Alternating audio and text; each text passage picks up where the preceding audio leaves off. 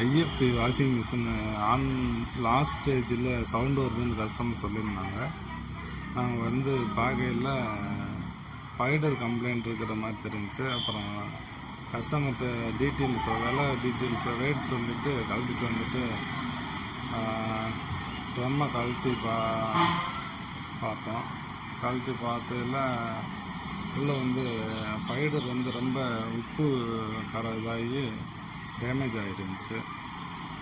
Damage ஆனதுக்கப்புறம் அந்த damage ஆன டீட்டெயில் இப்போ கொஞ்சம் இந்த ஃபுல்லாக ஃபைடரே உடஞ்சி துண்டாக உடஞ்சிருந்துச்சு. அப்புறம் அதே அளவு எடுத்துகிட்டு போயிட்டு மதுரையில் ஸ்பேர் பார்ட்ஸ் வாங்கிட்டு வந்தோம். இந்த மாதிரி தான் உடஞ்சி ட்ரம்மு தனியாக இது தனியாக இருந்துச்சு. அப்புறம் இதே அளவு உள்ள ஃபைடர் வாங்கிட்டு வந்துட்டு மாட்டிட்டு சர்வீஸ் பண்ணிவிட்டு எடுத்து கஸ்டமர் ப்ளேஸில் போய் மாட்டி ஆன் பண்ணிட்டோம். இது அது after service the drum change the fighter. இதுதான் அந்த மாடல் ஐஎஃப்இயில். இது வந்து உசிலம்பட்டில். அப்புறம் இன்னொரு இடத்துல எலி கடித்து மிஷின் ஆன் ஆகலைன்னு சொல்லியிருந்தாங்க.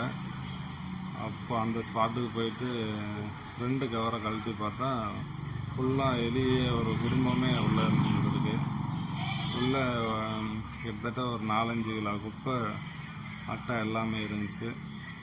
அப்புறம் வயர்கிட்டெல்லாம் சேஞ்ச் பண்ணிவிட்டு ஆன் பண்ணிவிட்டு டீட்டெயில்ஸ் சொன்னோன்னே கஸ்டமர்கிட்ட அந்தளவுக்கு பட்ஜெட் இல்லை, இப்போதைக்கு வேணாம் நாங்கள் சொல்கிறோம் அப்படின்னு சொல்லிட்டாங்க. அப்புறம் சர்வீஸ் சார்ஜ் மட்டும் வாங்கிக்கிட்டு ஸ்பாட்லேருந்து கிளம்பி வந்துட்டோம். அதில் இருந்த வேஸ்ட்டு பாருங்கள் எவ்வளோ இருக்குன்ட்டு.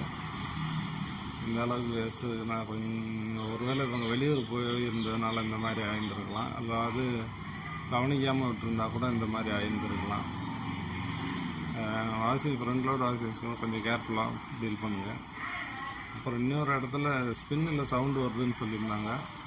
வந்து செக் பண்ணப்போ ஃபைட்ரு இன்னர் ட்ரம்மு ஷேக்கிங் கம்மியாக இருந்துச்சு. அப்புறமேலுக்கு ஸ்பின்னிங்கில் செக் பண்ணல கேஸ்கெட்டு தான் எக்ஸ்பெண்ட் ஆன மாதிரி தெரிஞ்சிருந்துச்சு. அப்புறம் கேஸ்கெட்டு புதுசாக மாற்றிட்டு மாற்றினோம். இதுதான் புது கேஸ்கெட்டு.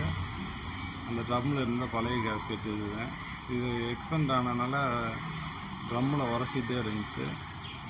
ஃபைட்ரு கண்டிஷன் செக் பண்ணிவிட்டு அப்புறம் கவர் மாற்றிட்டு ஆன் பண்ணிவிட்டோம். ஓடிடுச்சு கஸ்டமர் ப்ளேஸில்.